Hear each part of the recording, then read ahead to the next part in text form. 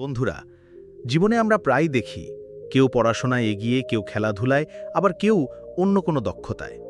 তখন অনেকেই হতাশ হয়ে ভাবে, আমি কেন তার মতো হতে পারছি না। কিন্তু সত্যিটা হলো, আমাদের প্রত্যেকের ভেতরেই রয়েছে আলাদা শক্তি, আলাদা প্রতিভা। আজকের গল্পে আমরা দেখব কিভাবে এক ছোট্ট ছেলের জীবনে 3টি শিক্ষা তার ভাবনা বদলে দেয়। শিক্ষা যা শুধু তার নয়, আমাদের প্রত্যেকের জীবনের জন্য সমান গুরুত্বপূর্ণ। তাই গল্পটা শেষ পর্যন্ত মন দিয়ে শুনুন।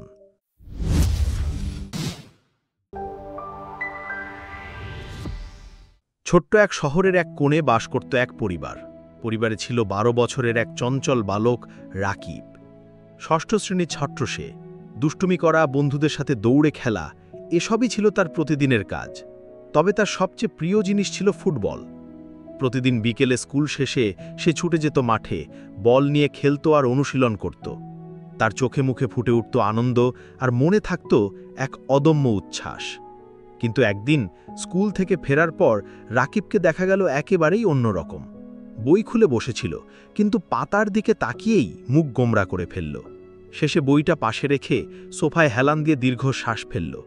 ঠিক তখন ঘরে ঢুকলেন তার বাবা। ছেলের মুখেই অস্বাভাবিক ক্লান্তি দেখে তিনি কাছে এসে বসে জিজ্ঞেস করলেন, কি হয়েছে রাকিব? আজ এত মন খারাপ কেন? রাকিব ধীরে ধীরে বলল, বাবা, আজ আমি গণিতে খারাপ মার্কস পেয়েছি। কিন্তু আসল কষ্টটা সেটা না। আমার বন্ধু আবিদ সব সময় অনেক ভালো করে, যতই চেষ্টা করি আমি তার মতো হতে পারি না। তার কণ্ঠে হতাশা, চোখে ভরপুর দুঃখ। বাবা হেসে বললেন, চলো, আমি তোমাকে একটা জিনিস দেখাই। তিনি রাকিবকে নিয়ে গেলেন বাড়ির পিছনের বাগানে। চারপাশে সবুজ গাছপালা, ঠান্ডা হাওয়া, একটা শান্ত পরিবেশ। সেখানে দাঁড়িয়ে বাবা বললেন, রাকিব, আজ আমি তোমাকে 3টে শিক্ষা দেব। রাকিবের চোখে জিজ্ঞাসু দৃষ্টি। কি সেই শিক্ষা বাবা? বাবা হেসে বললেন, প্রথম শিক্ষা পেতে হলে আগামীকাল তুমি আবিদকে ফুটবল খেলতে ডাকবে। পরের দিন বিকেলে রাকিব আবিদকে মাঠে ডাকল। খেলা শুরু হতেই বোঝা গেল এখানে রাকিবের রাজত্ব। সে দুর্দান্ত খেলল, এক এক করে 3টি গোল করল, তার দল জিতে গেল। কিন্তু আবিদ বারবার বল হারালো, ভুল করল, সুযোগ মিস করল। তবুও খেলা শেষে সবাই হাসল, আনন্দ করল।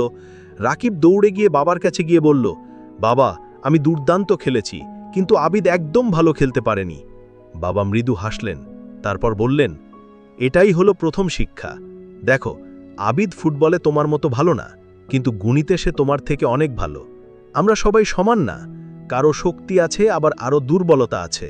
কেউ কোথাও এগিয়ে থাকে, কেউ কোথাও পিছিয়ে থাকে। তাই কাউকে হেয় না করে নিজের শক্তিকে খুঁজে বের করাটাই হলো আসল সাফল্য। রাকিব নীরবে মাথা নাড়ল, বুঝল সবাইকে একই হতে হবে না। বাবা আবার বললেন, আগামীকাল স্কুলে গিয়ে খেয়াল করবে আবিদ কতবার সংখ্যা নিয়ে কাজ করে। রাকিব পরের দিন আবিদকে খেয়াল করতে লাগল। অবাক হয়ে দেখল আবিদ বারবার গণনা করছে, খুচরা টাকা গুনছে, ধাঁধা সমাধান করছে, এমনকি ফুলের পাপড়ি পর্যন্ত গুনছে, যেন সংখ্যার সাথে খেলাই তার আনন্দ। স্কুল শেষে রাকিব বাবাকে সব জানালো। বাবা মৃদু হেসে বললেন, এই হলো দ্বিতীয় শিক্ষা। আবিদ গণিতে ভালো, কারণ সে প্রতিদিন এর অনুশীলন করে। সে সংখ্যার সাথে খেলে, উপভোগ করে, আর দক্ষতা আসে সেই অভ্যেস থেকে। তুমি ফুটবলে ভালো, কারণ প্রতিদিন মাটি খেলে অনুশীলন করো। তাই যে বিষয়ে ভালো হতে চাও, প্রতিদিন তাতে সময় দিতে হবে, সামান্য হলেও অনুশীলন করতে হবে।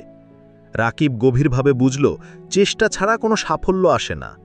বাবা এবার বললেন, তুমি কি মনে করো আবিদ গণিতে তোমার চেয়ে কতটা ভালো? রাকিব কিছুক্ষণ ভেবে বলল, আমার মনে হয় অন্তত 3 গুণ ভালো। বাবা হেসে বললেন, তাহলে আগামীকাল তুমি গণিতে 3 গুণ বেশি সময় দেবে। রাকিব ভেতরে ভেতরে ভয় পেলেও রাজি হলো। পরের দিন স্কুল শেষে সে পড়তে বসল। সাধারণত 1 ঘন্টা পড়ত, কিন্তু এবার 3 ঘন্টা বসে চেষ্টা করল। প্রথমে মনোযোগ ধরে রাখল, কিন্তু শেষে মাথা ব্যথা হলো, চোখ ভারী হয়ে এলো, আর হঠাৎ ঘুমিয়ে পড়ল। সন্ধ্যায় বাবা এসে তাকে জাগালেন। রাকিব চোখ নামিয়ে বলল, বাবা, আমি ব্যর্থ হয়েছি, চেষ্টা করেছি, কিন্তু পারলাম না। বাবা তার মাথায় হাত রেখে শান্ত কণ্ঠে বললেন, না রাকিব, তুমি ব্যর্থ হওনি। তুমি আজ শিখেছ সবচেয়ে বড় শিক্ষা। সেটা হলো, যে কাজ আমরা ভালোবাসি না সেটাতে নিয়ম মানা কঠিন হয়ে যায়, কিন্তু যে কাজ আমরা ভালোবাসি তাতে শৃঙ্খলা আর চেষ্টা সহজ হয়ে যায়। তুমি ফুটবলে ভালো বলেই প্রতিদিন ঘন্টার পর ঘন্টা খেলতে পারো। তাই যদি সত্যি কোনো বিষয় দক্ষ হতে চাও, হয় সেটাকে ভালোবাসতে হবে, নয়তো ভালোবেসে শিখতে হবে। কারণ সাফল্য কখনো রাতারাতি আসে না। সাফল্য আসে ধৈর্য, অনুশীলন আর ভালোবাসা থেকে। রাকিব বাবার চোখের দিকে তাকালো, মনে হলো যেন নতুন আলো জ্বলে উঠেছে ভেতরে। সে প্রতিজ্ঞা করল জীবনের প্রতিটি ধাপে এই 3টি শিক্ষা মনে রাখবে। বন্ধুরা, এই গল্পটা শুধু রাকিবের নয়, আমাদের সবার। আমরা অনেক সময় অন্যের সাথে নিজেদের তুলনা করি, হতাশ হয়ে যাই। কিন্তু সত্যিটা হলো, আমরা সবাই আলাদা। কারো শক্তি অন্য জায়গায়, কারো দুর্বলতা অন্য জায়গায়। যদি কোনো বিষয়ে ভালো হতে চাও, নিয়মিত চেষ্টা করো, অনুশীলন করো। আর যদি সেটা তোমার ভালো না লাগে, চেষ্টা করো সেটাকে ভালোবেসে শেখার। কারণ সাফল্য কখনো রাতারাতি আসে না। সাফল্য আসে ধৈর্য, অনুশীলন আর ভালোবাসা থেকে। তুমি যদি জীবনে সেরা হতে চাও, নিজের শক্তিকে খুঁজে বের করো, প্রতিদিন চেষ্টা চালিয়ে যাও।